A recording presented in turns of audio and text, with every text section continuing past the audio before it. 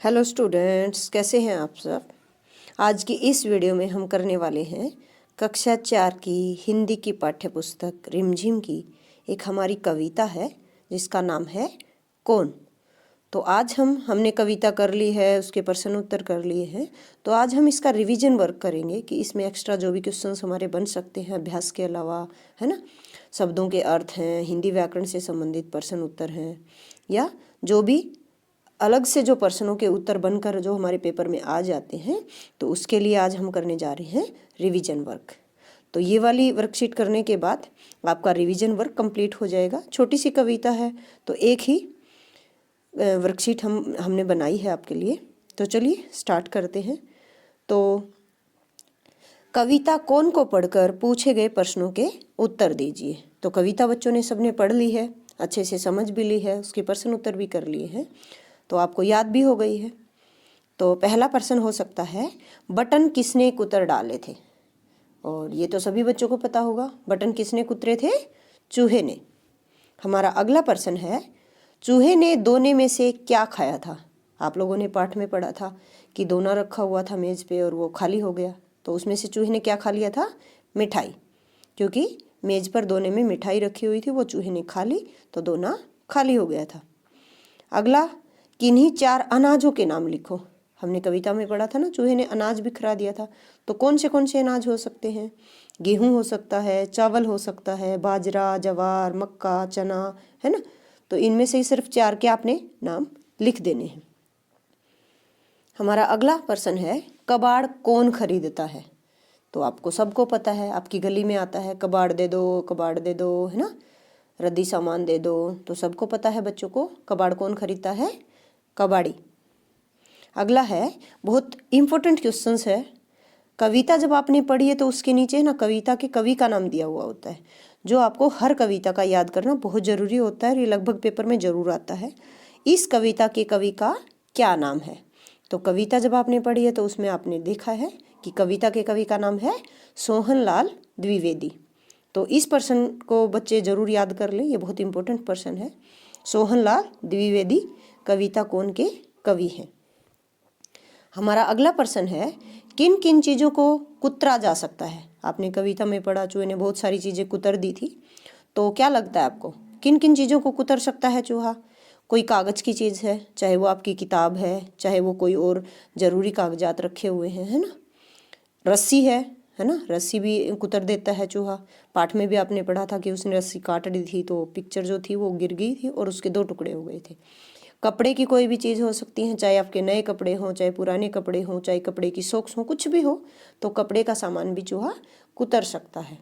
तो इस तरीके से आपने देखा है कि जूते, चप्पल, ये सारी चीज़ें कुतर सकता है। तो बाकी चीज़ें भी आप लिख सकते हैं। अगला हमारा प्रश्न है कि किन किन चीज़ों को बिखराया जा सकता है ना। हमने पढ़ा था उसने दूध बिखरा दिया है, स्याही बिखरा दी है और अनाज बिखरा दिया है। तो कौन सी और ऐसी चीज़ें हो सकती हैं जिनको चूहा बिखरा सकता है। तो देखिए, एक तो लिक्विड चीज़ें, जो तरल पदार्थ होते हैं, उनको बिखरा सकता है। वो चाहे दूध हो, चाहे पानी रखा हो, है ना। और जो छोटी चीज़ें होती है ना, अनाज हो, चाहे वो जैसे चावल हो सकता है, दाल हो सकती है ना, उनको कई बार डिब्बे को गिरा देता है चूहा तो वो सारा अनाज बिखर जाता है फर्श पे, है ना। और वो इकट्ठा करना भी मुश्किल हो जाता है क्योंकि उसके छोटे छोटे दाने होते हैं।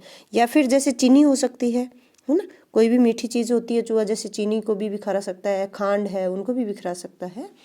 तो जो छोटी चीज़ें होती हैं, चाहे अनाज हो, चाहे चीनी वगैरह हो, या फिर जो लिक्विड चीज़ें होती हैं, तरल पदार्थ, उनको चूहा बिखरा सकता है ना। बिखरना यानी कि फर्श पे जब वो गिरा देता है तो वो फैल जाते हैं, उसको बोलते हैं बिखरना, जिसको आप झाड़ू वगैरह से फिर बाद में इकट्ठा करते हैं। अगला हमारा प्रश्न है कि किन किन चीज़ों को काटा जा सकता है। ऐसी कौन सी चीज़ें हैं जिनको काट सकते हैं। या तो चूहा काट देता है, या फिर आप लोग भी कैंची से जैसे काट देते हैं ना, चाकू से, कैंची से। तो देखा होगा चाकू से क्या काटते हैं, सब्जी काटते हैं, फल काटते हैं, है ना। आपकी मम्मी कैंची से क्या काटती है, कपड़ा काटती है ना। तो कौन सी ऐसी चीज़ें हैं जिनको काटा जा सकता है। बहुत सारी चीज़ें हैं, उनमें से कुछ के नाम मैं यहाँ पे दे रही हूँ। जैसे रस्सी है, आपको पता है जब रस्सी कहीं बांधते हैं और बड़ी हो जाती है तो हम काट देते हैं उसको। चमड़े की कोई भी चीज़ें हैं, जैसे चप्पल हैं, जूते हैं, कोई भी चीज़ें हैं, उनको काट देते हैं। कपड़ा तो आपको पता ही है, आपकी मम्मी कपड़ा तो कैंची से काटती रहती है। कागज़, आप बच्चे करते हैं ना कटिंग पेस्टिंग का काम, तब आप कागज को भी काटते हैं। रबड़, रबड़ की कोई भी चीज़ हो सकती है, रबड़ के जूते चप्पल भी हो सकते हैं, आपकी बेल्ट हो सकती है, आपका कोई खिलौना हो सकता है, तो उनको भी क्या करते हैं, काट देते हैं। अगला हमारा प्रश्न है, इन शब्दों के अर्थ लिखिए। पाठ में ज़्यादा तो नहीं है, लेकिन 5-7 ऐसे शब्द हैं जो मुश्किल हैं थोड़े से, और उनके अर्थ हमने आपको कविता पढ़ाते समय भी बताए थे। तो ये भी पेपर में आ सकता है कि शब्दों के अर्थ लिखिए, है ना। तो सबसे पहले आया था चट करना, और चट करना तो सभी बच्चों को पता ही है। जब आपकी मम्मा हलवा बनाती है तो सभी बच्चे उसको चट कर जाते हैं, यानी कि ख़त्म कर देते हैं, प्लेट को बिल्कुल खाली कर देते हैं। तो चट करना यानी कि ख़त्म करना, उसको फिनिश कर देना। अगला है खलीता। खलीता होती है जेब, जैसे आपकी शर्ट में लगी हुई है, आपकी पैंट में लगी हुई है जेब, है ना, जिसमें आप पैसा डालते हैं। आपकी जैकेट में भी हो सकती है, कहीं भी हो सकती है।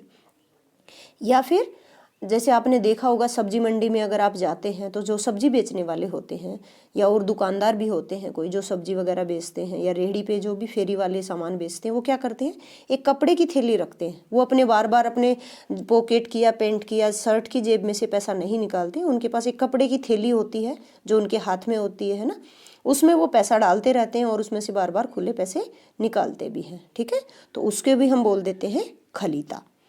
अगला है पोथी, है ना। आपको पता है चूहे ने पोथी के जो जिल्द थी वो काट दी थी, तो वो पन्ने बिखर गए थे उसके, है ना, कविता में पढ़ा था आपने। तो पोथी होती है मोटी किताब, जैसे मान लिया आपकी दादी रामायण पढ़ती है ना, महाभारत पढ़ती है, या कोई भी धार्मिक पुस्तक होती है, आपने देखा होगा मोटी सी होती है वो किताब, है ना, उसमें ज़्यादा पन्ने होते हैं आपकी किताब के अलावा। आपकी किताब में जैसे कम होते हैं तो उसमें ज़्यादा होते हैं। तो छोटी सी हो जो मोटी हो किताब, उसको हम बोल देते हैं पोथी। अगला है जिल्द, ये तो आप सब बच्चों को पता ही है। आपकी कॉपी का जिल्द है, आपकी बुक किताब का जिल्द है, यानी कि जो कवर पेज होता है, जो थोड़ा सा मोटा होता है, गत्ते का बना हुआ होता है। अगला है पन्ने, पन्ने बिखर गए थे यानी कि पेज, जो आपकी किताब में कॉपी में जो पेज होते हैं उनको पन्ने बोलते हैं ना, क्यों पन्ने पलट रहा है बच्चा। अगला है छन्ने, कविता में हमने पढ़ा था कि जो छन्ने हैं वो चूहा उठा ले जाता है रोज, वो जब धो के टांगते हैं उसको। तो छन्ना होता है जो रसोई घर में किचन में आपकी मम्मी काम में लेती है ना, कपड़े का छोटा सा एक टुकड़ा होता है ना, मम्मी क्या करती है उससे गई गरम पतीला है उसको उतार लेती है, या जैसे हलवा बना रही है तो कढ़ाई को पकड़ लेती है, या कई बार हाथ साफ करने के लिए भी यूज में ले लेती है, तो उसको बोलते हैं हम छन्ने। आपने रोटी में भी देखा होगा, जब मम्मा रोटी बनाती है तो क्या करती है, नीचे एक कपड़ा रखती है ताकि वो रोटी का जो पसीना है उससे वो रोटी गिल्ली ना हो जाए टिफिन में, है ना, तो उसको बोलते हैं हम छन्ना।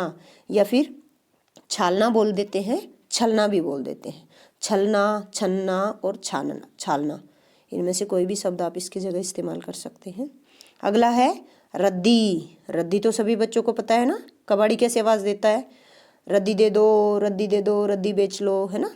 तो रद्दी यानी कि जो भी आपके घर में टूटा फूटा हुआ जो बेकार सामान होता है, जैसे पुरानी किताबें हो गई, पुराने अखबार हो गए, है ना, जो भी प्लास्टिक की टोकरी वगैरह टूट जाती है, या जो भी प्लास्टिक का, लोहे का, कागज़ का जो भी टूटा फूटा सामान होता है, गत्ते होते हैं पुराने, है ना, डिब्बे के, तो उन सब को बोल देते हैं टूटा फूटा, ये बेकार सामान को बोल देते हैं रद्दी, क्योंकि वो हमारे काम का नहीं होता है। अगला है हमारा धाता। धाता यानी कि दौड़ लगाना, जैसे आपने सुना होगा ना, धावक। धावक होते हैं जो रेस करते हैं, जो दौड़ लगाते हैं ना, दौड़ने वाले जो बच्चे होते हैं स्टेडियम में, उनको बोलते हैं धावक। तो उसी से ये शब्द बना हुआ है धाता। धाता यानी कि दौड़ लगाना। आपको पता है चूहा घर में दौड़ लगाता रहता है। तो ये थे हमारे शब्द। इसके अलावा अगला प्रश्न हो सकता है कि कौन कौन से शरारती जीव आपके घर में घुसकर आपको तंग करते हैं। ऐसे कौन कौन से जीव हैं जो आपके घर में आ जाते हैं और जिनसे आपको डर लगता है या आपको तंग करते हैं वो। तो सबसे पहले तो हमने कविता में पढ़ा चूहा, सबको पता है, चूहा सामान कुतरता है तो हमें तंगी करता है वो। अगला है छिपकली। छिपकली अगर बच्चों के कमरे में आ जाए तो पता है बच्चों को डर लगता है ना, छिपकली से कुछ बच्चे डरते हैं ना। और सांप, सांप का तो सबको पता है, सबके घर वाले डरते हैं, बच्चे भी डरते हैं, बड़े भी डरते हैं सांप से, तो कोई कहीं काट ना ले। अगला है मकड़ी। मकड़ी कई बार होती है तो बच्चा डर जाता है ना, घर में जाला बना लेती है मकड़ी। अगला है मेंढक। मेंढक क्या करता है, आपने देखा होगा जब बारिश का मौसम होता है तो मेंढक क्या आता है, घर के अंदर घुस जाता है, कहीं चप्पल में बैठ जाता है, कहीं जूते में घुस के बैठ जाता है, तो बच्चे डर जाते हैं ना। अगला कॉकरोच, ये तो आपको पता ही है, गंदी नाली वगैरह से कॉकरोच निकल के जब हमारे घर में घुस जाते हैं सिंक वगैरह की जाली से, तो वो अच्छा नहीं लगता किसी को भी, वो तंग ही करते हैं ना, घर में जहाँ भी जाएंगे वो गंद फैलाएंगे क्योंकि वो गंदी नाली की है। अगला बिल्ली, आपको पता ही है, बिल्ली आती है ना, तो क्या करती है, दूध पी जाती है, आपकी मलाई खा जाती है, रोटी खा जाती है, मम्मा को फिर सब चीज़ों को ढक के या दरवाज़ा बंद करके रखना पड़ता है ना। उसके अलावा कुत्ता, कुत्ता भी आपने देखा होगा, मान लिया अगर आपने दरवाज़ा खुला छोड़ दिया तो क्या करता है, कुत्ता आता है और फटाफट रोटी उठा के या जो भी सामने उसको खाने की चीज़ दिखेगी उसको फटाफट उठा के भाग जाता है ना। तो तंग करते हैं ना ऐसे जानवर। तो और भी बाकी जानवर ऐसे हो सकते हैं जिनका आपको नाम पता हो तो आप लिख सकते हैं, ठीक है। इसमें आपको 3 या 4 जानवरों के ही नाम या शरारती जीवों के नाम लिखने आते हैं। अगला हमारा प्रश्न है, इन चिन्हों के नाम लिखिए। जब हमने कविता पढ़ी, जैसे हमने पाठ पढ़ा, कविता का नाम ही है कौन, कौन के पीछे एक चिन्ह बना हुआ है। बस एक ही बात का ध्यान रखना है आपने, बच्चे इसको बोलते हैं चिन्ह, चिन्ह, चिन्ह नहीं होता है बेटा, ये होता है चिन्ह, ठीक है। तो इन चिन्हों के आपने नाम बताने हैं। जैसे देखिए, वह कौन है, आपने ये वाला पर्सन जहाँ पे भी लिखा होगा, आपने ये वाला साइन देखा होगा उसके पीछे, है ना, तो इसको हम बोलते हैं पर्शनवाचक चिन्ह या फिर पर्शन चिन्ह, ठीक है। कड़छी के जैसा सा होता है और नीचे एक बिंदु होता है।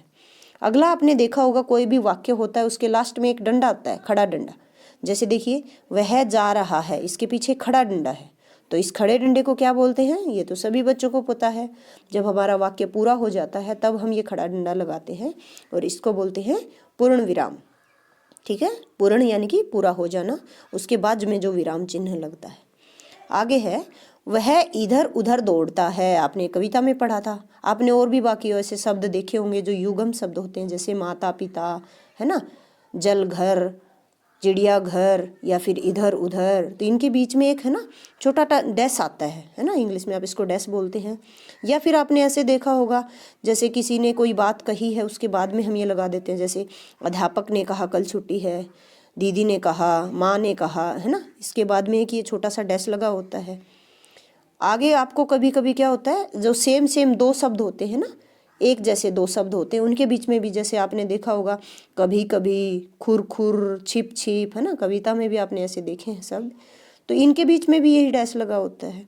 तो इसका क्या नाम है, ये 3 तरीके से आता है, या तो युगम शब्दों के बीच में, या फिर किसी ने कोई बात कही हो, कोई निर्देश दिया हो, कोई आपको आदेश दिया हो उसके बाद में, या फिर 2 समान शब्दों के बीच में आता है। तो इसको हम बोलते हैं संयोजक चिन्ह। संयोजक यानी कि जोड़ने वाला, जैसे 2 शब्दों को जोड़ देता है उसके बीच में लगाते हैं संयोजक चिन्ह।